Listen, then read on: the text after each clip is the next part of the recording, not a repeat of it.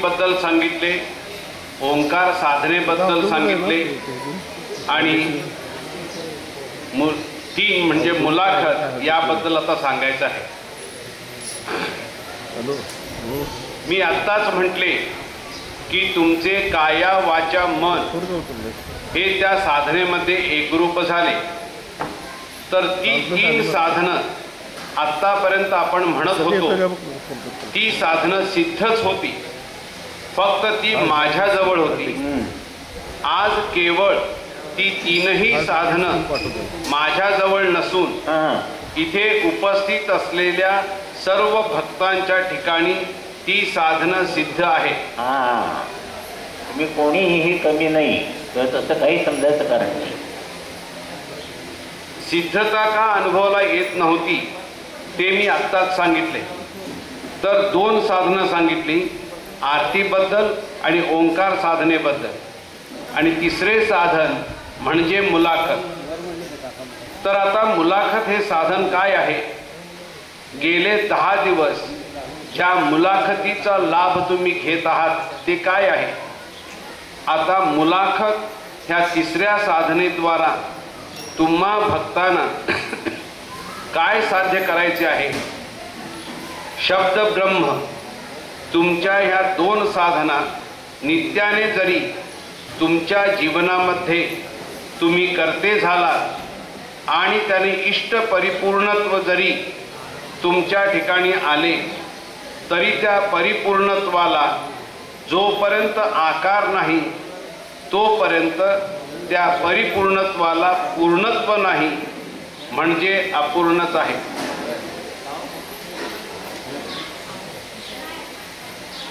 म्हणून याला मी 2 वेळा दाखला दिला. तो असा, जसे 5 तोळ्याचा सोन्याचा गोळा असतो त्याची फक्त तुम्ही किंमत सांगा, परंतु त्या 5 तोळे सोन्याचा अलंकार करू तर त्याला जशी एक वेगळी शोभा आहे, तसे त्या 2 साधनाने जरी तुम्हाला परिपूर्णत्व आले तरी परिपूर्णत्वाला पूर्णत्व हे जे आहे हे त्या शब्द ब्रह्माने येणार. व हे शब्द ब्रह्म जे आहे हे गुरु माध्यमातूनच सेवन करायला लागते. म्हणजे याचा अर्थ काय आहे? इकडे बघा, दादांना जी शक्ती प्राप्त झाली म्हणजे सोन्याचा गोळा प्राप्त झाला. तर तो सोन्याचा गोळा नुसता जर गळ्यात घालून फेकला तर काय उपयोग होईल? चांगलं दिसणार नाही. पण मग त्याचं काय करायचं? अलंकार म्हणून जायचे दादांचे ते त्याचे बिळवळ पाटल्या करायचं किंवा तोडे करायचे, नंतर गळ्यात मंगळसूत्र करायचं, चपला हार करायचा, म्हणजे निरनिराळे आकाराने ते सोनं वापरायचं, म्हणजे ते छान दिसेल. तसं ही शक्ती सोन्याच्या गोळ्यासारखी प्राप्त झाल्यानंतर ती लोकांना प्रभावित करायची आणि त्याला चांगला आकार द्यायचा. म्हणजे काय केलं? आरती साधना. आरतीतून ती शक्ती तुमच्याकडे प्रभावित करायची. अलंकार जसे केले तसे आरती साधना, ओंकार साधना, मुलाखत साधना, कामकाज अशा तऱ्हेने त्याचे अलंकार करून ती शक्ती प्रत्येकाकडे प्रभावित करायचं कार्य केलं, असा अर्थ आहे. तर समजा ते प्राप्त करायचे आहे म्हणून तुम्ही पुस्तकांचा ढीग उशाखाली घेऊन बसाल. म्हणजे भाराभर वाचले ग्रंथ पण त्याचा अर्थ नाही समजला, नुसतं वाचत गेलं. काय वाचलं म्हणून पुस्तकं दिली आहेत, एक पान वाचल्यात आपण काय वाचलं ह्याचं चिंतन आणि मनन करायचं आहे आणि त्यांना काय म्हणायचं आहे ते आपल्याला समजायला पाहिजे, म्हणजे बरोबर होईल. समजा ते प्राप्त करायचे आहे म्हणून तुम्ही पुस्तकांचा ढीग उशाखाली घेऊन बसाल. याने काय होईल? ज्याने कोणी पुस्तक लिहिले असेल आणि ज्याने ते प्रकाशित केले असेल ते शब्द रूपाने तुमच्या पुढे ठेवले आहे, पण त्या शब्दात काय ब्रह्म अंतर्भूत आहे हे त्याला माहिती नाही. ह्या वाचनाची भीड तुम्ही धरून तुम्ही काय कराल? प्राप्त झालेल्या अवस्थेपासून प्राप्त अवस्थेला दुरावाल. कारण त्या पुस्तकात सांगितलेल्या काही सिद्ध सिद्धांत पद्धती आणि तुम्हाला जीवनामध्ये जे काही पोषक आहे ते म्हणजे त्या सिद्ध सिद्धांत पद्धतीला पोषक असे साधन तुम्हाला दिल्यानंतर ते वाचनात आलेले विषय किंवा विचार असेल तो तुमच्या अवस्थांना ओढायला सांगेल, ओढायला लागेल आणि मग तुम्हाला असे वाटेल की ह्यात काय सांगितलं आहे एक व मी अनुभवत आहे ते वेगळे. म्हणून दुसरं एकदा एक मार्ग झाला आहे तोच करायचा. तिकडं काय सांगतात तिकडे वेगळं सांगतात आणि कसं काय ऐकायला घ्या तिथं वेगळं सांगतात आणि मग आपलं विचाराचा हे होतं गोंधळ. तर तो कोणी एक विचार असेल तुमच्या वाचनात आलेला तो तुमच्या अवस्थांना बाधक आहे. लक्षात आले? ह्या 3 अवस्था झाल्या.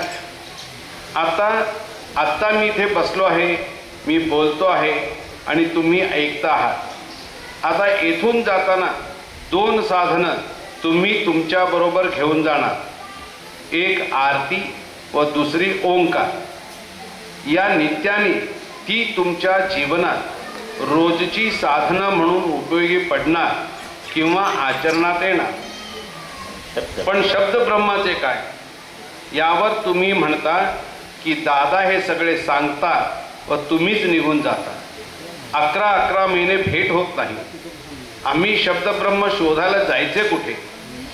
कारण ही एक साधना आहे म्हटल्यानंतर समजा तुम्ही कोणीही माझ्याकडे 12 महिने राहायला कबूल व्हाल, परंतु मी तुमच्याकडे 12 महिने राहू शकतो का नाही हा प्रश्न आहे का नाही? पण आता आज जो 8-10 दिवस माझ्या सानिध्याचा तुम्ही लाभ घेतला आहे ह्याचा खरोखरीच अभ्यास करावयाचा जर ठरवले तर तुम्हाला 100 वर्षे पुरून उरतील. केव्हा? तर मी सांगितले की सकाळची जी तुमची नित्याची ओंकार साधना आहे ह्याच्यामध्ये काया वाचा मन ह्याचा जो समावेश होऊन भावातीत रंगातीत अवस्थेत आपण गेलो आणि ती अनुभवून जसे आपण आज नित्याने म्हणतो की जेवल्याशिवाय आपण जगूच शकत नाही, तितकेच प्रकर्षाने आपल्याला हे वाटले पाहिजे की साधना केल्याशिवाय आपण जगूच शकत नाही. तेवढ्याचसाठी 2 शब्द सांगितले. बघा तुम्हाला अनुभव असेल, रात्री 12 वाजता वेळी जरी घरी आलो आणि कुणी विचारलं काय थोडं खातं का? हो थोडं ताकभात खातो की. 12 वाजता जर तुम्ही ताकभात खाता तर मग आल्यावर 12 वाजता साधना का नाही करू? कारण हा देह, या देहाची तरतूद तुम्ही किती वेळा करता? कमीत कमी 3 वेळा. सकाळी नाश्ता, दुपारी जेवण, रात्री जेवण आणि पुन्हा मध्ये 4 वाजता चिवडा असला तरी चालतोय. म्हणजे 4 वेळा या देहाची तरतूद आपण करतो. हां, तो देह 12 तास झोपतो आणि 12 तास काम करतो ना वगैरे. 12 तास म्हणजे त्याला विश्रांती आहे. आता आत्म्याचं बघूया, आत्म्याला विश्रांती आहे का? त्यांनी विश्रांती घेतल्यावर काय होतं? त्याला बाहेर काढा काय ना. म्हणजे महत्वाचं कोण आहे? हां, म्हणून मगाशी उदाहरण दिलं, 3 दिवस जेवला नाही म्हणून मरत नाही, पण 3 मिनिटं श्वास रोखून नाही तर. म्हणून साधना हे आत्म्याचं अन्न वस्त्र निवार आहे. ते करायचं. एक वेळ जेवण राहिलं तरी चालेल. कोण साधना केली पाहिजे? आम्ही कराडला सेमिनार घेतलं होतं तेव्हा म्हटलं लोंढे काकांना 4 दिवस एकच आहार ठेवा. पहिले दिवशी रोग व्यवस्थित ठेवले आणि उठायलाही गडबड करत नव्हते का? काय आहे ते माहिती होतं. ते म्हणजे पहिल्या दिवशी 100 लोकांचा स्वयंपाक केला होता, तो संपला. दुसऱ्या दिवशी त्यातला अर्धा उरला, कारण कालचं काय आहे ते आधीच माहीत होतं ना. आणि गोड बीड काही नाही, तेच कसली भाजी ते कोबीची भाजी. तरी नक्की मी त्यांना सांगितलं कारल्याची भाजी, शेपूची कोशिंबीर. म्हणजे काय? आहार जर लिमिटेड असेल तर तुम्ही काहीतरी प्रगती करू शकता. म्हणून दादाने सांगितले जोपर्यंत आहार विजयी मिळत नाही तोपर्यंत परमेश्वर प्राप्तीचा दिग्विजय तुम्ही नाही करू शकत. गरजेपुरता. आणि आवड निवड करायचं नाही. हे आवडत नाही, ते आवडत नाही, ते आवडत नाही. जे आवडत नाही ते पहिल्यांदा खायचं.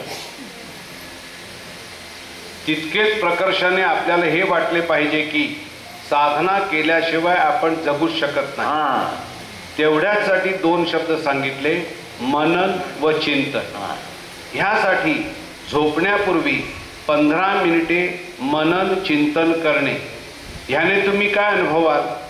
आज गेले 10 दिवस ज्या विषयाचा तुम्ही अभ्यास केला त्या विषयाला पुनश्च अध्ययनार्थ घेताना वह्या एकमेकांच्या घेणे, एकमेकांच्या टेप्स घेणे आणि ऐकणे, ह्या कृत्रिम क्रिया ज्या आहेत ह्या करू नका. तुम्हाला ऐकायची आहे टेप तर तुम्ही एकटे ऐका व 15 मिनिटेच ऐका. 1.5-2 तास ऐकण्याचा अट्टाहास नको. तुम्ही इतर घरातल्यांनी ऐकावी म्हणून 1.5-2 तास टेप लावून ठेवता, कोणी ऐकत नाही. तर 15 मिनिटे टेप ऐकायची व बंद करायची व 15 मिनिटे जे ऐकले ते बसून आठवायचे.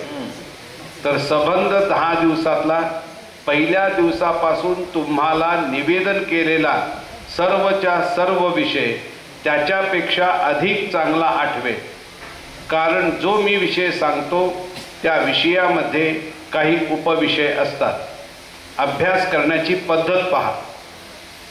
आता तुम्ही सगळे अध्ययन केलेले लोक आहात. शास्त्रज्ञ कोणाला म्हणतात?